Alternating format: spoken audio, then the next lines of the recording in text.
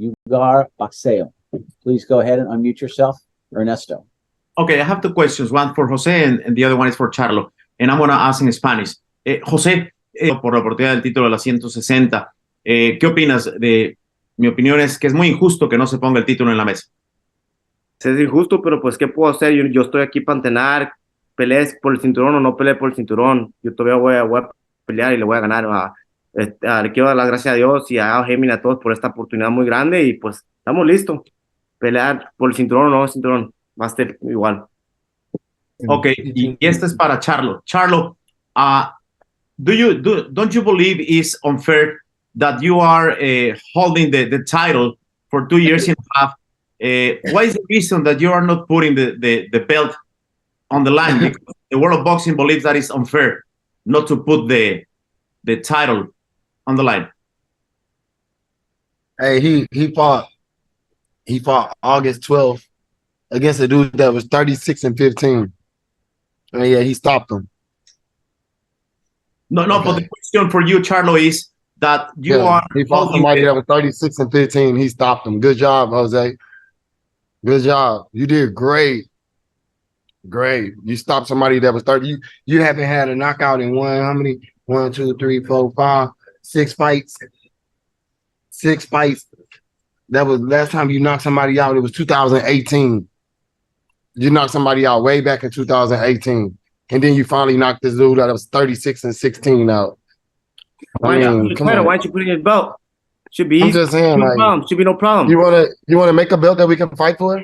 Should be no. We're fighting for the 160. You don't want to fucking fight no one. You make excuses. It shouldn't be a problem if I haven't knocked anyone out, right? If I don't have hard, if I'm a fighter, shouldn't be no problem. You just make fucking excuses. Shut up, like a fucking girl. Okay. You ain't knocked nobody out since 18. I'm gonna bring your fucking temper. You sound like a little bitch. Nobody. 36-15. He knocked him out. So what?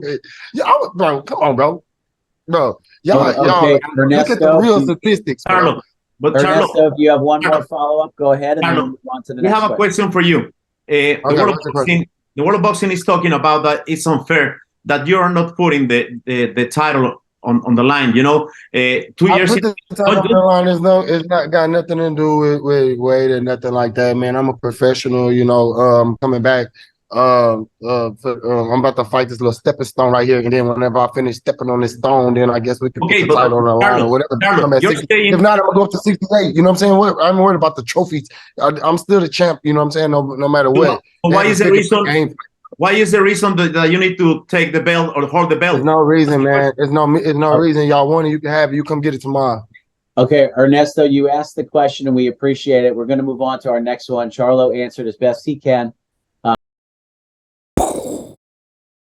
Wow. What up, Fight World? It's your boy Ego, and I'm back with some more boxing. Subscribe to the channel. I am the best in the business. That was a heated press conference.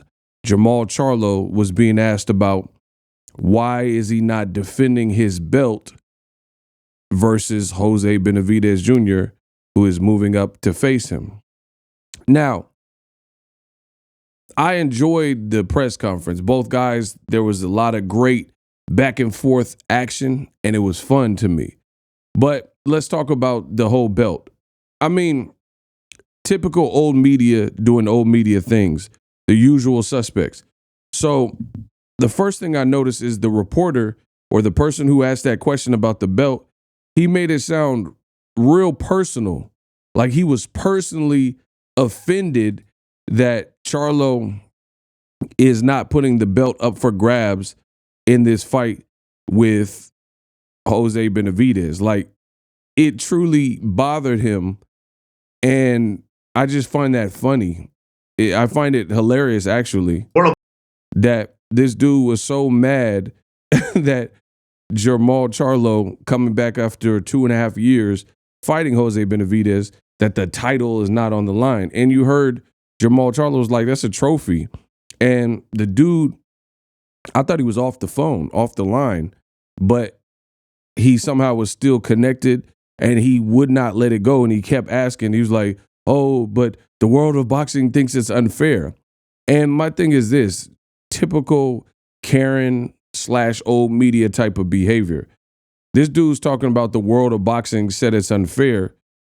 But who is he to speak on behalf of the world of boxing? I don't even know who that was. And he's talking about the world of boxing feels it unfair. I don't really care. They've sold the fight just with the press conference. Charlo hasn't fought in 2.5 years. Jose Benavidez hasn't fought at this division. I just want to see the fight because the entertainment value. I think it's a good fight because Charlo hasn't competed and he's been inactive, and Jose Benavidez has been a bit more active, but he's new to the division, and it's a fiery buildup. So the belt doesn't really change that. Like, see, this is the thing that old media does not get, and I keep telling you guys, a lot of it's like No Country for Old Men. You either get with the times or get rolled over, right? I have a saying, if you do not evolve, you will become extinct. The thing that's given me longevity in this game of boxing is I always adjust and adapt. I'm not a rapper, I'm an adapter. I can adjust. Like, I can always adjust to the times and adapt to, you know, the climate of boxing, whatever is going on at that particular time. And some people can't do that. And the reason I bring that up is because the belts, people keep stressing the belts. Oh, why aren't you fighting for the belts? Jermall told you he fought a guy coming with the record of 36-15, and he's like, the belt's just a trophy. Who cares? Who cares about the belt? I might even move up to 168. So that's another reason why he's not necessarily defending the belt. And old media seems so pressed about it. I just find it funny. But Gervonta Davis versus Ryan Garcia proved, at least to me, that the belts don't matter. You had a fight with his brother, Jermall Charlo, and Canelo, and it was supposed to be undisputed versus undisputed. Two guys were undisputed in different weight classes, 14 pounds apart. They fought, and it did less numbers than Gervonta Davis versus Ryan Garcia with no belts. Because that fight, too, was at a catchweight, just like Jermall and Jose Benavidez.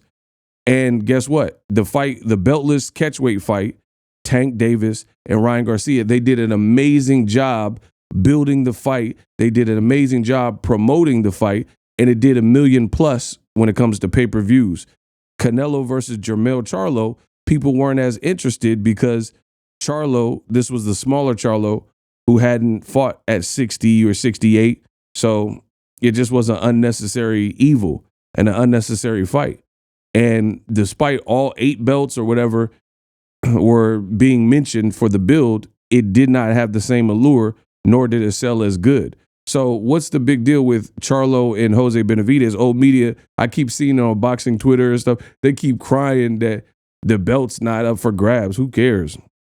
It's a fun fight. It's part of a great card with Benavidez's brother, David Benavidez, and Demetrius Andrade. And it's a stacked card. Shut up and watch the fight. That's how I feel. And it's just funny to see old media and the usual suspects, No Country for Old Men, constantly complaining about the same thing over and over again. So I found it funny that this reporter was so insistent, and he asked the first question in Spanish to Jose Benavidez, and then he was like a stickler and wouldn't let up on this. Why are you not defending the belt? Why are you not defending the belt? Who cares? Like I said, it's a great fight, belt or no belt. That's the reality of it. Watch it, don't watch it, buy the pay-per-view, and, have a Coke and shut the up.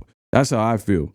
And finally is you look at recently, you had Tyson Fury who fought Francis Ngannou, an MMA fighter, and it did like 50, 60, 70,000 pay-per-view buys in America, which is abysmal, especially since Tyson Fury said that he was a bigger star in America than Deontay Wilder, cap. But regardless, Fury, a lot of people thought he didn't even beat Ngannou, so that was bad. The numbers performed poorly. But aside from all that, Tyson Fury's belt wasn't up for grabs versus Ngannou.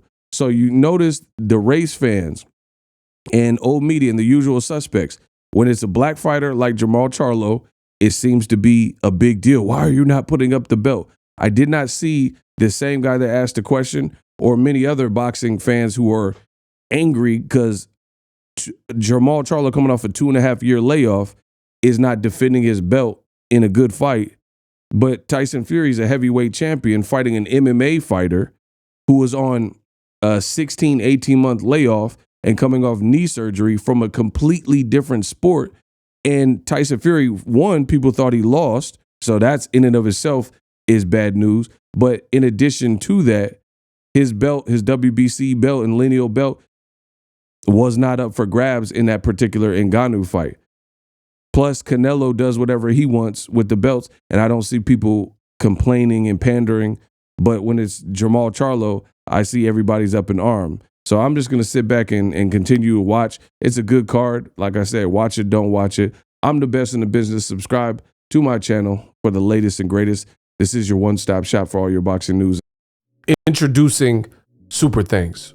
Right here on the official Boxingego YouTube. Super Thanks allows you, the viewers, to show a little bit of extra gratitude, which enables me as a full-time content creator to push out the content you need in the world of boxing. Underneath all the videos, you will see a heart with the $sign in it. You can enter any amount that you find suitable as a super thanks. A brand new interactive and colorful way to get your comments highlighted and noticed by not only myself, but other people on the YouTube platform. Super thanks, a unique and cool way to show and applaud us full-time content creators. Hopefully you guys enjoy the content. Super thanks. The future is now.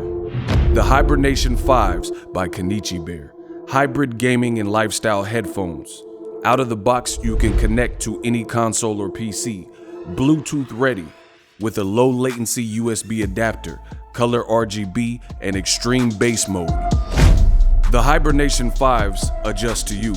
Whether you need a gaming, travel, gym, or lifestyle headphones, the Hibernations got you covered. The new Hibernation 5s, link in the description. Customize the way you hear the world. Welcome to the nation. Are you tired of your YouTube videos not getting any views? Well, consider TubeBuddy. I've used TubeBuddy for years to scale up my YouTube channel. Now we're sitting over 200,000 subscribers. TubeBuddy is a browser extension that offers a ton of built-in productivity and time-saving services to take your channel to the next level. Use my link in the description to get started with TubeBuddy and level up your channel faster. We work.